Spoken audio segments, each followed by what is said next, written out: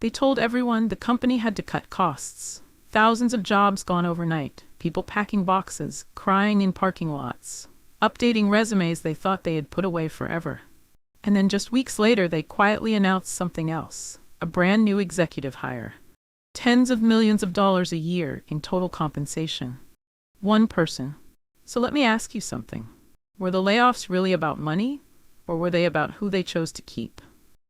Because those are two very different things. And by the end of this video, you are going to know exactly how to tell the difference. If you want the truth about how companies really make these decisions, subscribe right now. Because what I'm about to show you is what most people only understand after it is already too late. Here is what most working Americans believe about layoffs. They believe that the people who get cut are the ones who underperformed. They believe that if you work hard, show up, stay loyal, and keep your numbers strong, your job is safe. They believe that loyalty is a form of protection, that tenure means something, that a strong performance review is a shield. I want you to hear me clearly. That is not how it works. That belief is one of the most expensive myths in American corporate culture, and millions of people find out the hard way every single year. Think about Marcus. Marcus spent 6 years at his company, glowing reviews every cycle, a mentor to newer employees, never missed a deadline, never caused a problem. And on a Tuesday in March, he got a calendar invite for a meeting with no agenda. He walked in thinking it was a routine check-in. He walked out carrying a box. His performance had nothing to do with it. His name had been on a spreadsheet since the previous Thursday. He just did not know it yet. Here is what actually happens inside a company before anyone gets called into that room.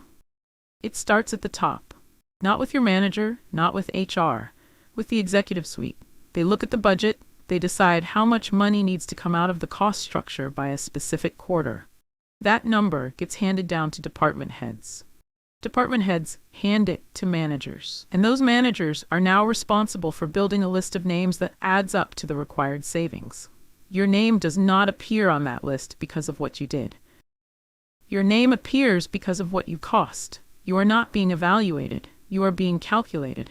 The individual employees on that list are not being reviewed as human beings. One HR director described them in an internal meeting as rows on a spreadsheet. Not people. Rows. And the only thing a row needs to do is add up to the right number. That is the system. It has nothing to do with your effort, your loyalty, your attitude, or your performance history.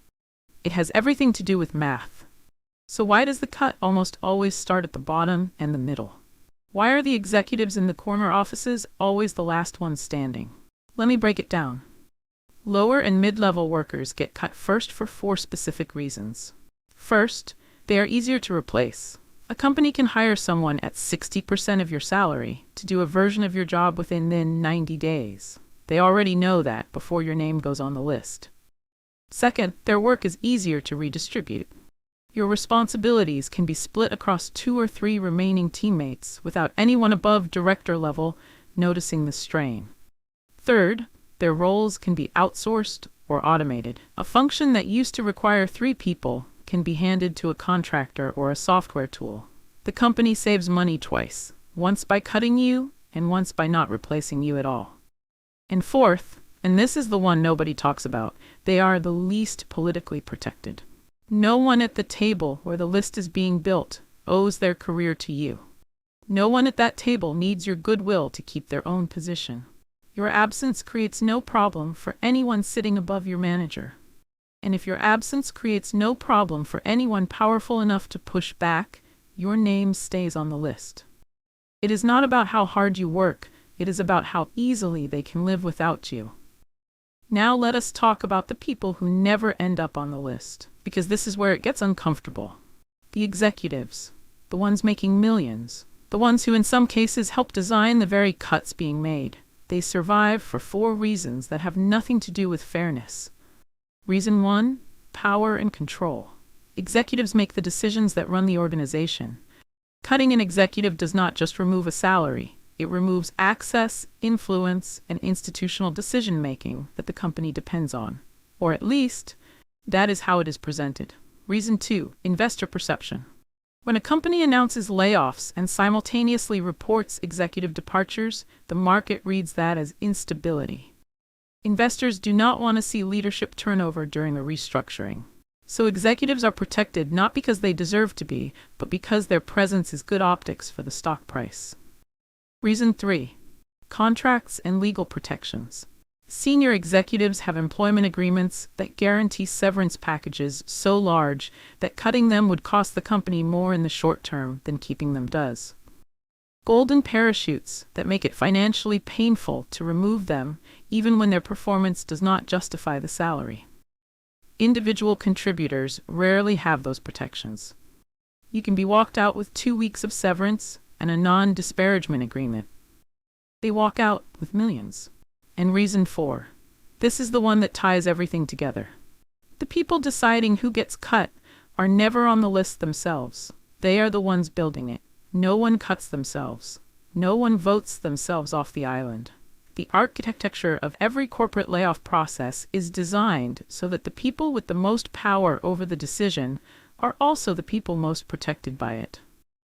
Now I want you to sit with something for a moment, because this is where it stops being a business story and starts being a human one. A worker gets laid off, they go home and have to tell their spouse. They figure out how long their savings will last. They pull up their student loan balance. They wonder whether to tell the kids. They update their LinkedIn profile at 11 o'clock at night, hoping no one notices how desperate the activity looks. They spend months rebuilding. That is what a layoff looks like from the ground.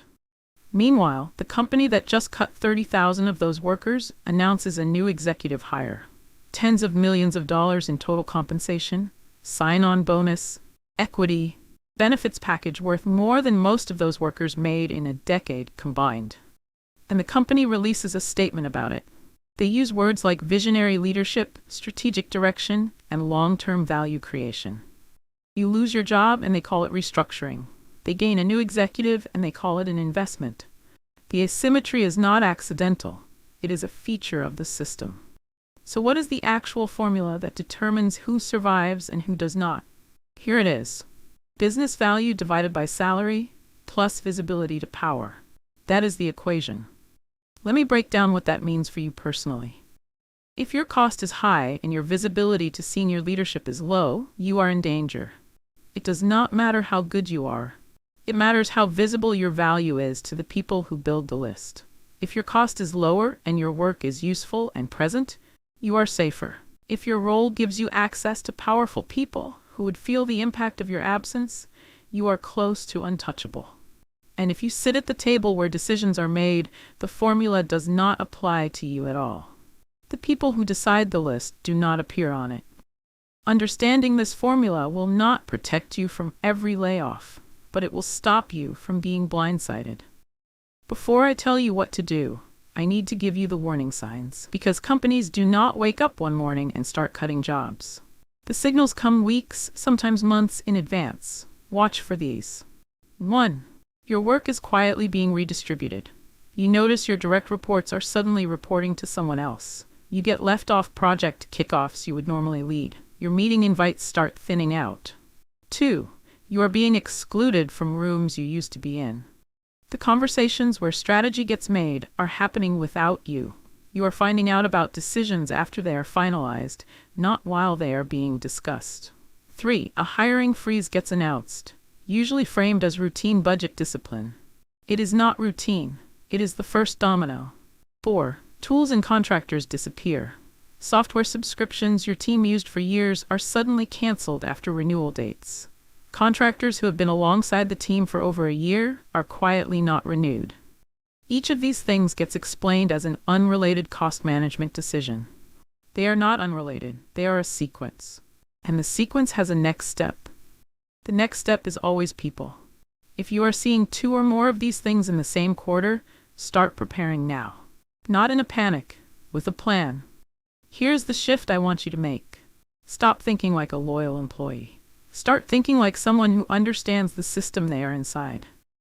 That is not cynicism. That is survival. First, be visible to the right people. Not just to your manager, to the people above your manager who have the authority to take your name off a list. If they do not know what you produce, they cannot protect it. Second, build leverage. Skills that transfer. Relationships that extend beyond your current company. A network that is active before you need it. Because the worst time to start building leverage is the day after you get the calendar invite with no agenda. Third, do not rely on loyalty as a strategy.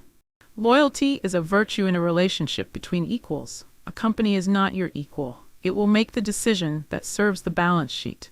You need to make decisions that serve your future. And fourth, always have options. Not because you are planning to leave, because options change how you show up.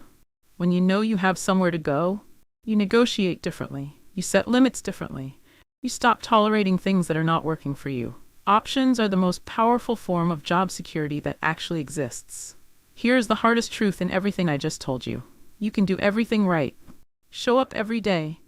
Deliver every time. Build real relationships. Be genuinely excellent at what you do and still be the one they cut. Not because you failed. Because the number came down from the executive suite on a Tuesday.